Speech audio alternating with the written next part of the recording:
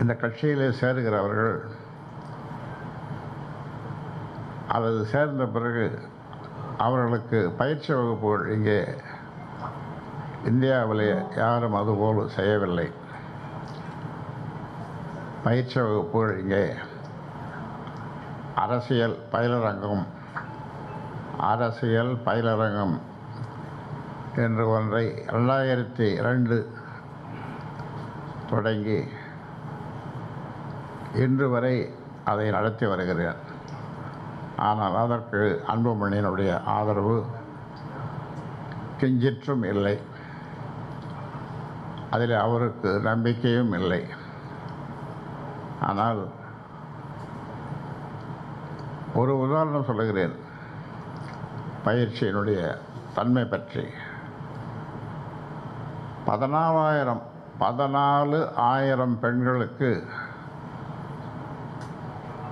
3 நாட்கள் இங்கே இரவு தங்க வேண்டும். அதுபோன்று 4 நாள் பயிற்சி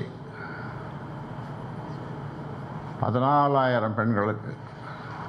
4வது நாள் சான்றிதழ் கொடுத்து அவர்களை பேச சொல்லி ஒரு 10 பேரை பேச சொல்லுவேன். அப்புறம் புகைப்படம் எடுத்துக்கொள்வோம். இப்படி நாங்கள் வரும்போது பயந்து வந்தோம்.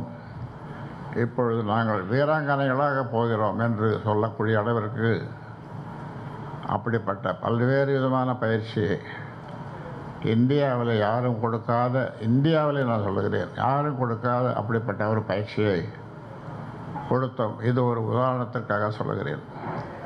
இப்படி ஒன்றிய செயலாளர்களுக்கு, மற்ற பொறுப்பாளர்கள், மாவட்ட செயலாளர்களுக்கு, தலைவர்களுக்கு, சட்டமன்ற நாடாளுமன்ற உறுப்பினர்களுக்கு எல்லோருக்கும் தனித்தனி பயிற்சிகள் அங்கே கொடுத்து வருகிறோம்.